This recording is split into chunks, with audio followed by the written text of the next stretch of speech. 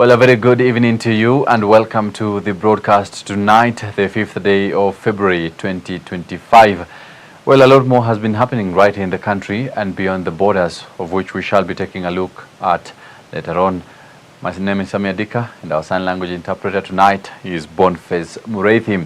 Now, the families of the two Mlolongo abductees whose bodies were discovered at Nairobi Funeral Home, formerly City Mortuary, are now demanding for justice after post-mortem exercise conducted by pathologist Richard Njoroge disclosed that the two died from multiple abdominal and chest injuries caused by a blunt object.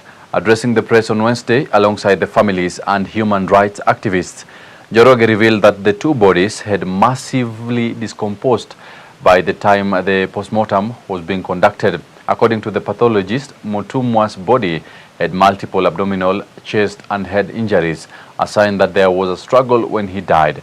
Now, Mwau is also said to have been strangled to death as there were injuries in the strap muscle of the neck. The first body, like I have mentioned, was very, very decomposed, but the main findings is there were multiple abdominal, chest and head injuries. So, and we also have what we call defense injuries on the arms. So it looked like there was a struggle because, you know, when you try to defend yourself, you'll get what we call defense injuries on the arms and the wrists. We are still appealing to the government to go ahead and give us justice to the mother. Tumeona jinsi walivyoteswa, manake wamefunjwa mbavu na kunyongwa. Na hiyo ni kitu naona haiwezi kuwa imefanyika na mtu mwenye ajui juu ukiangalia organs haijaumia na mbavu zimefunjika.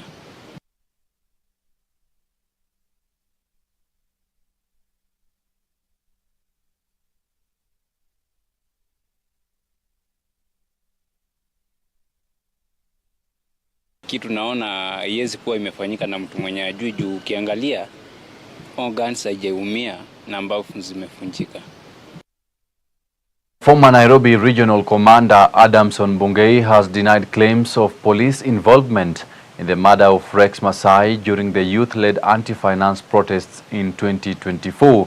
Appearing before the court, Bungei, who now serves as Assistant Inspector General of Police, said that police officers are not the only ones who used guns, further noting that on the particular day Rex was shot, police officers from various units were deployed to quell the situation. Now, Masai was the first reported fatality in the nationwide demonstrations opposing the contentious finance bill of 2024.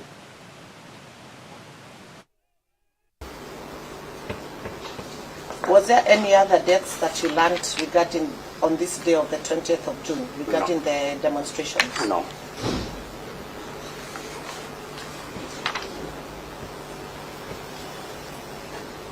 Is there anything else you wish to say regarding this matter in court today?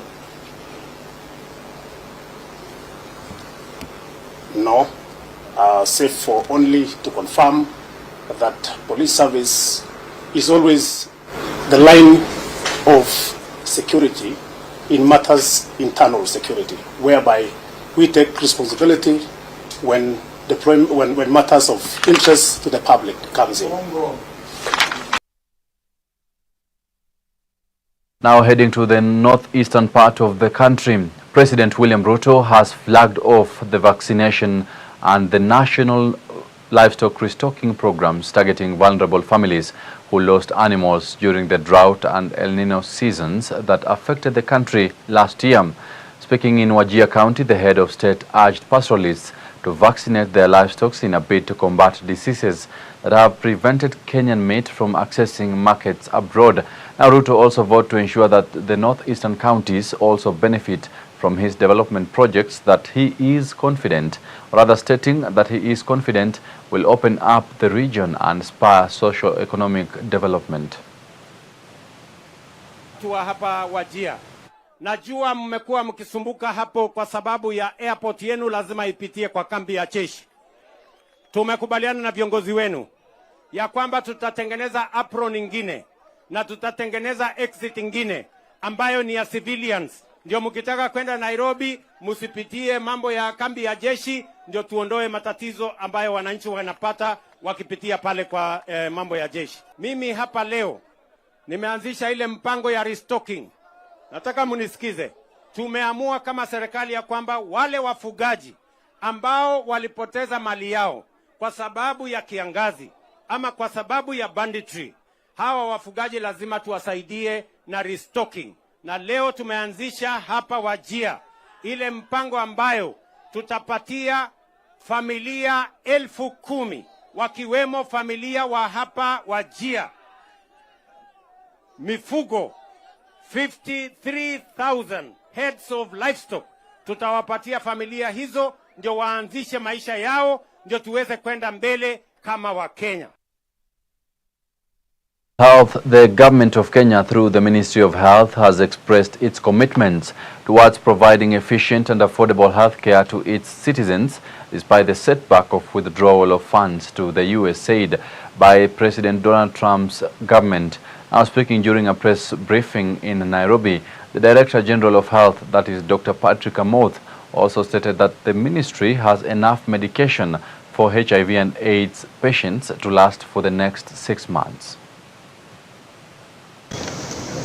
Following the move by US President Donald Trump to cease funding to the USAID, Health Cabinet Secretary Deborah Baraza has expressed the government's commitment towards integrating health services and collaborating with other key stakeholders, both in public and private sector, in order to provide better healthcare to Kenyans. Baraza also stated it's high time for Kenya and Africa at large to depend on themselves for the provision of essential healthcare services. With the emerging issues and the reorganization of health priorities, it is crucial that we avoid panicking. We need to be strong, and we acknowledge the role that the global parties have done, the World Health Organization, UNAIDS, etc., in terms of technical advice, in terms of leadership, and etc.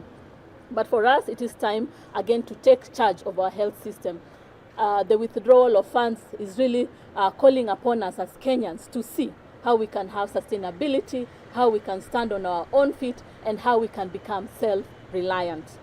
On his part, Director General of Health Patrick Amoth touched on the public health insurance program, noting that at least 18.9 million Kenyans have registered for the Social Health Insurance Fund, stressing that more Kenyans need to update their SHA profiles in order to get healthcare services. Regarding social health insurance, we are slowly inching towards the 19 million mark. We are at 18,988,530 persons registered.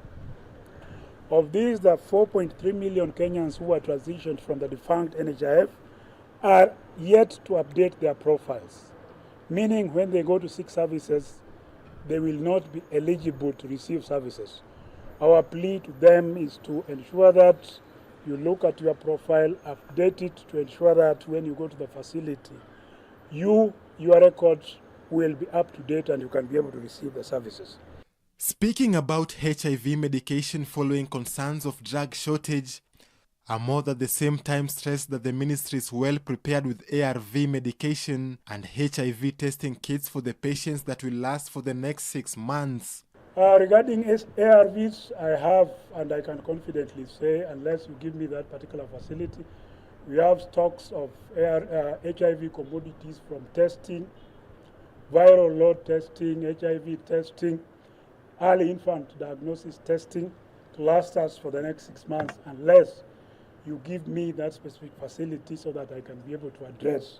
Despite the decision by United States President Donald Trump to cut foreign aid funding, a move that leaves many countries, including Kenya, at risk of lacking proper financial ability to run crucial health programs, the Ministry of Health is now assuring Kenyans that the government will work on interventions to fill any gaps left. For Hope TV Newswatch, I'm James Machera. Many thanks, James Machera, for the report.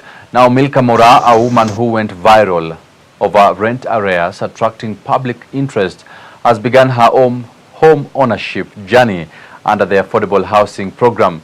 Speaking during the event at Ardhi House, where the Ministry of Land officials were showcasing step-by-step registration and account activation process, Cabinet Secretary for Lands, Housing and Urban Development, Alice Wahome, made a clarion call to Kenyans to enroll in the program. CS Wahome further announced that 4,800 housing units will be ready for rollout across the country within the next 60 days. Wahome further stated that several major projects in key towns will be completed by June, reinforcing the government's commitment to delivering its housing promises.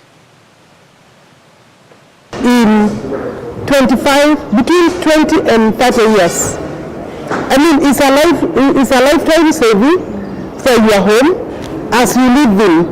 Mera was paying 4,000, and this is really a case study.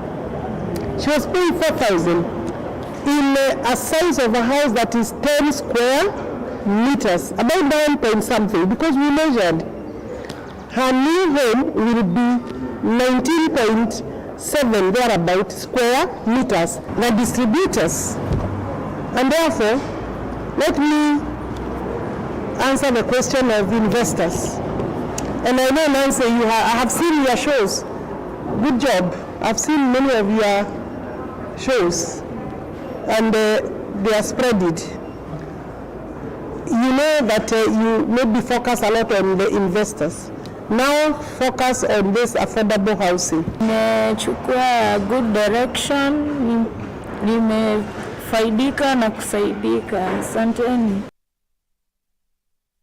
To Kisumu County, the County Department of Justice has officially launched a documentation house that will go a long way in facilitating storage and retrieval of data whenever it's needed. Speaking at the launch, Attorney General Dorcas Agiko-Duor said the initiative aims at taking essential government services closer to Kisumu residents.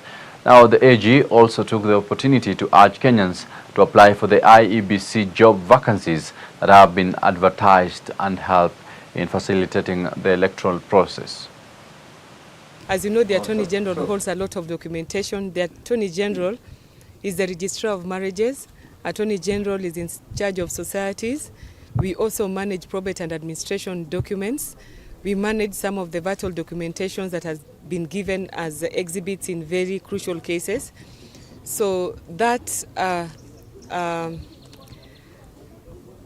role that we have been given as the custodian of some of the documents of citizens' lives must be kept in a manner that it can be retrieved. Although we want to leverage on technology, but we think that what we already have must be preserved in a way that they can be used by the generation to come, and that is why we have opened this new documentation center that can be used by everybody as a resource for documentation that we hold. On matters agriculture, government spokesperson Isaac Mwaura now says that the Kenya Kwanza government remains committed in ensuring Kenya becomes food secure by investing heavily in the agricultural sector, highlighting some of the critical steps the government has taken to improve agriculture productivity. Mwaura noted that the government has secured a consignment of 5.6 million bags of subsidized fertilizer, which he believes will go a long way in realizing agricultural productivity, even as planting season approaches. Well, we shall be having that specific report right after our short commercial break. Don't go too far.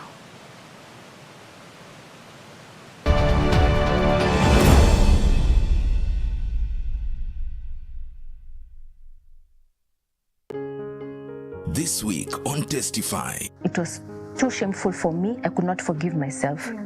And I think I decided not to forgive myself. It was too difficult. It was too shameful. I couldn't imagine how I could have done something like that as someone who once feared God. So I kind of like blocked out the experience from my head. I told nobody, but it damaged me. It damaged me to the core. So I just stopped praying, stopped reading the Bible. I didn't feel deserving of God's forgiveness, so I didn't pray about it. Okay. Unfortunately, when you do that, when you cut yourself off from the grace of God, eventually sin will come back. Definitely. Yeah, because you're not doing the things you're supposed to do to stay connected to God. You're not abiding in Christ, now you've disconnected yourself. So eventually, you'll be like that branch which is withered. So that's what happened to me. Only on Hope TV. Look and live. In a world where men often walk alone, Who do they turn to for answers? Being male is a matter of birth, but being a man is a matter of choice. This is the dawn of something phenomenal. Fathers, sons, brothers, from the daily grind to the battles within. This is where real stories are told. A place where the silent struggles are given a voice, where the unspoken truths are laid bare. No holds barred. Coming to Hope TV, Hope FM, and online platforms. Premiering on 7th February 2025, every Friday, 7 to 8 p.m. Facilitated by Reverend Jesse Moy. Hosted by George Gishiru and Henry Mutavi. Let me also say this maybe to men. Yeah. Women are great money managers. They're actually better than men. Yeah. I should not let my wife know how much I bring. It affects our relationships big time just because we are not open. Those things are killing men. Brace yourself. This is Men on Record. It's more than just talk. It's a man thing.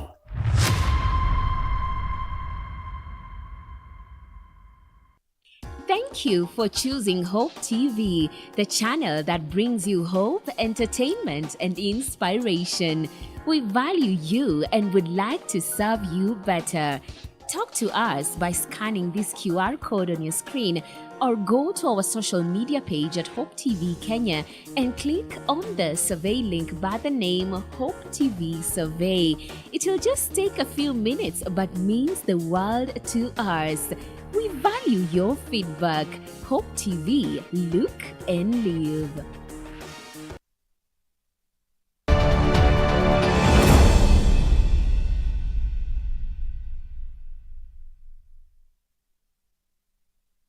Welcome back to the broadcast. Now, St. Paul University has become the official home of the Center of Anglican Women's Leadership and Research in Africa, in a significant partnership with the Anglican Church of Kenya, the All-African Conference of Churches, and the Church of Canada. Now, the center, which is pioneered by 6 African Anglican women bishops under the leadership of Reverend Dr. Emily Onyango, now aims to establish and strengthen women's leadership in churches and beyond.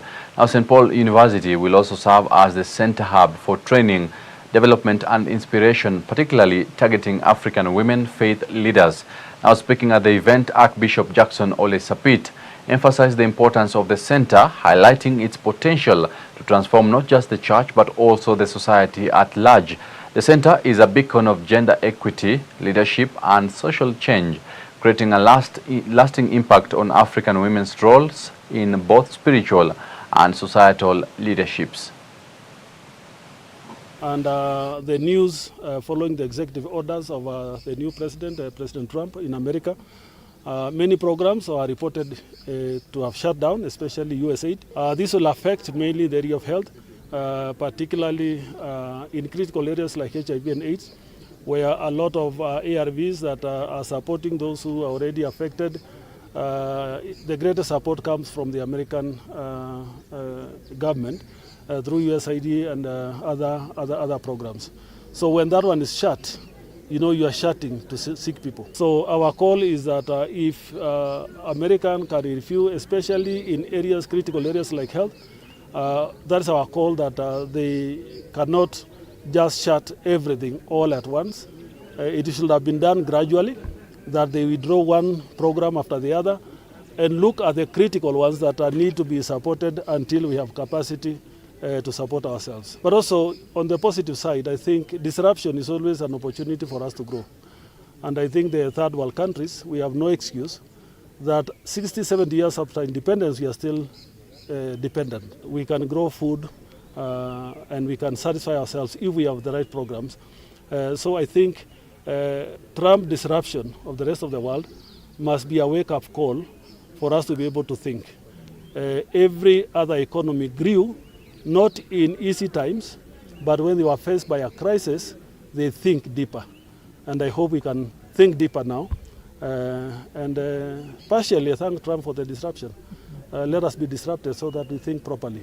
and manage our resources properly. We decided to establish a center which will really help us in developing women leadership, both in church and society, and doing research, creating programs which will empower women in the church and society.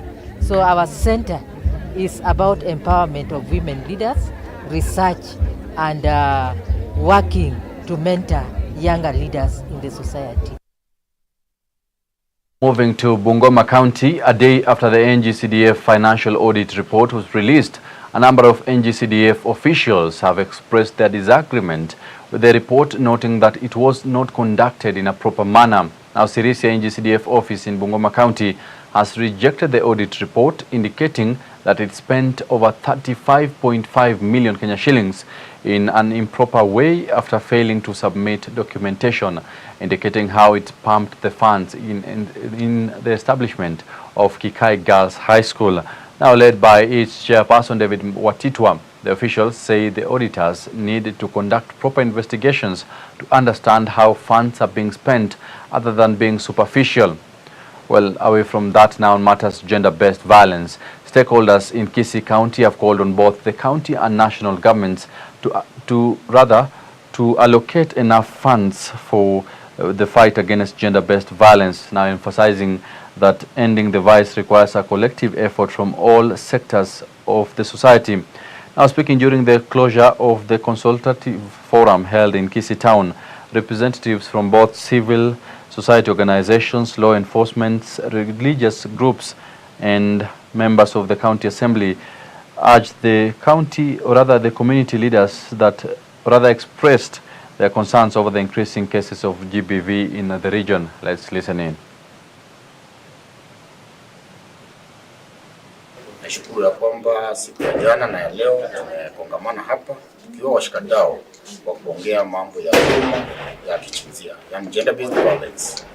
Tumepitisha resolutions na ile ya muhimu ni ya kwamba let us all to condemn hii maneno ya gender based violence, tujue ya kwamba watu wanafaa kuishi pamoja na hakuna haja ya kudhulumu mwenzako sababu wewe umekuwa kama ni mwanaume unadhulumu mwanamke. Na hii maneno iko two way, hata mwanamke anaweza kudhulumu mwanaume. So ile tumepitisha hapa ni ya kwamba tuende mashinani tuweze kusensitize our people ya kwamba gender based violence ni kitu ambayo imepitwa na nyakati, watu waishi kama wanapendana. Sisi kama wakilishi katika county ya assembly tumezingatia ya kwamba tutafanya ile ambayo itaweza kana tupitishe budget in terms of supporting GBV so that tukienda mashinani we have the funds ambayo inaweza contain this kind of fights. Ni kwamba jimbo la Kisii litakuwa mstari wa mbele kabisa champion mambo ya GBV. Ya pili ni kwamba sisi kama wawakilishi ambao tuko katika bunge la Kisii County tunaenda kusimama na pia kushughulika kwamba bajeti imewekwa ambayo itakuwa inashughulikia mambo ya GBV. Health providers watakuwa wanashughulikia survivors, comprehensively watakuwa wanawashughulikia. Traditional tunakubali kwamba lazima tukomeshe na kusimamisha janga hili ambalo limetuguza zote.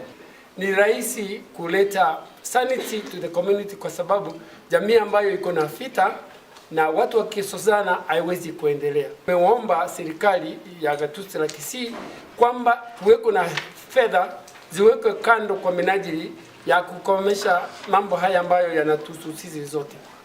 Hivyo muhimu sana ile ambayo tunatoka nayo hapa ni kuwahimiza serikali kuu na wale wote ambao wanafanya budget making. Uzuri ni kwamba wakati huu budget imeanza sasa. Tunahimiza national government waweze kuweka appropriate funds ya kwenda kuhakikisha kuwa hii vita dhidi ya kijinsia imekuwa na budgetary allocation ya kutosha. Na ile pia muhimu sana, tumejua hili ni janga linalohusu kila mtu. Yeyote pale nyumbani, yeyote pale ana sababu na kuna jukumu ya kupigana na hili janga. Kuna wale ambao ni duty bearers ambao mara nyingi huwa wanahusishwa na mambo haya na kupigana na mambo haya. Tumesema kwamba they need psychosocial support, they need counseling. We must have counselors who are trained physiotherapists.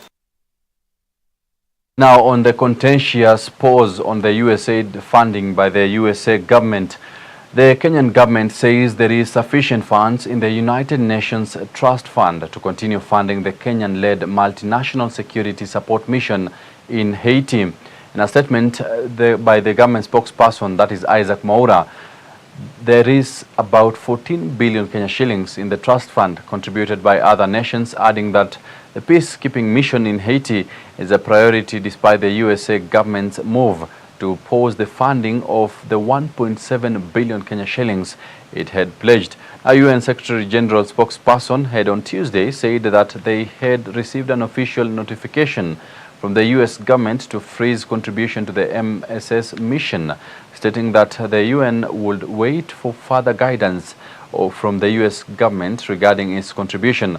Now, the US government had committed to contribute, that is 1.9 billion Kenya shillings to the mission, with 219 million Kenya shillings of that already spent in supporting the deployment of the 600 Kenyan police officers to to help combat violent gangs in the Caribbean nation Haiti.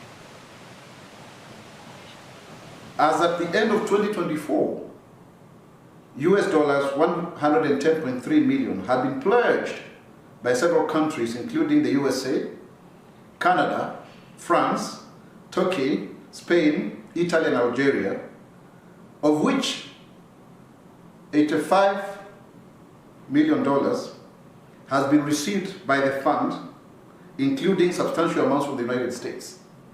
So you can see there's only a difference of about 25 million US dollars. This undisbursed US contributions to the trust fund is only about 15 million US dollars. So you still have another $10 million from other countries. And this is what has been proposed by the presidential directive for President Donald Trump. However, it's good to state very clearly that the fund has sufficient resources to continue underwriting the mission until the end of September 2025. So there is no crisis. The transition of the mission to full UN mission to ensure financial sustainability is a key priority to which Kenya and all partners are committed. So it's very, very clear. We don't have a crisis. The US has only posted about 15 million US dollars, and yet we already have 85 million US dollars.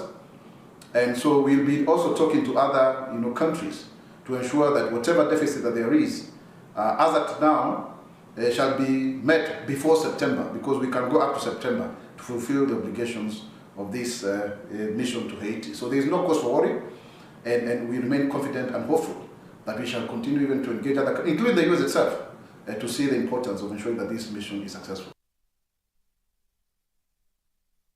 Well, we all do understand that some of the decisions by President Donald Trump really do hurt some of our nations right here in Africa. But do you think it's time that our governments reorganize themselves to reduce dependency on some of these Western countries? Well, my name is Sammy Adika. Our sign language interpreter has been Boniface Murethi. Many thanks for your company tonight. Do have a wonderful night. Goodbye.